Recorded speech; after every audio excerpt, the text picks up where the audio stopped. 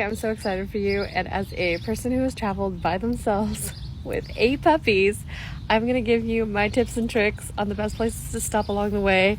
And I'm assuming you're taking I-95 South. I could be wrong about that, but let's assume that you're taking I-95 South, and I'll share my favorites for your trip. Super scenic town that is a fun drive-by and some really great restaurants is in Leesburg, Virginia. So I definitely recommend pulling over and stopping in this town. The station is Charlottesville, Virginia, and it is a great place to get your dog lots of space to run and also to just step away from all the traffic and get off the interstate for a little while.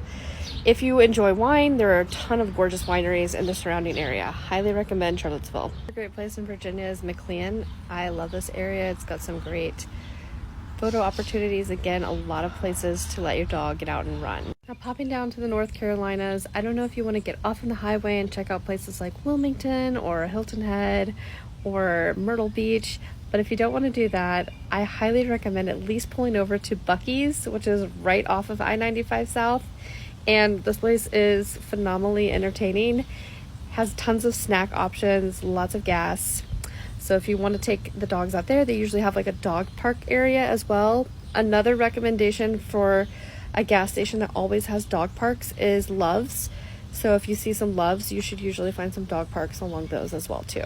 Now heading into South Carolina, there's places like Charleston, which everybody knows, but there's also these really cute state parks along the way for your dog to be able to get out and swim and play. And this one is Colleton State Park. I really like it for the puppies. They had a lot of fun over in this area. I highly recommend getting off of I-95 South for a little bit and just taking a gentler, slower route through some of these really cute areas. If you have a chance to stop in Savannah, I also highly recommend Savannah. It's just a great place to get some really good food. Another favorite place for me to stop is St. Mary's, Georgia, and I personally love this because it's full of history. So there's a lot of great information about this town, and it is very laid back, low key. There's a lot of cute bed and breakfasts. I think there's a La Quinta close by, so I would recommend staying there because they're always dog friendly. That was one of my favorite hotels to stay when I am driving with the dogs. Another favorite for me is St. Augustine. I don't know if you've ever had the opportunity to visit St. Augustine, Florida, but it is technically the oldest European settlement in the United States of America, and it is full of historical information. There are some really great museums nearby. There's the supposedly Fountain of Youth, which you can partake in, and more than anything, it's just a great place to just see a European style in America that we typically don't see. I recommend getting off on the coastal part of Florida and driving like Highway 1 rather than I-95, but if you don't have time for that, at least make a couple stops to like Cocoa Beach or St. Lucia's.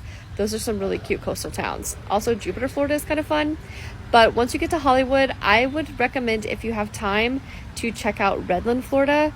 Redland is incredible. So they have all of these amazing places, like farms, where you can get gorgeous orchids, fresh, like astronomical amounts of orchid choices. So I don't know if you're an orchid person, but they're really pretty.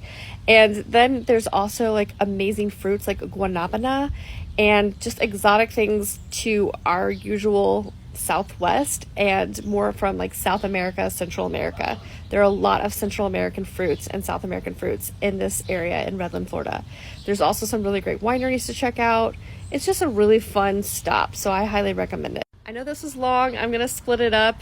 So I'm going to give you a part 2 for your trip to Hollywood to Denver. I don't know how much time you have for that trip, but I will give you some of my favorite recommendations.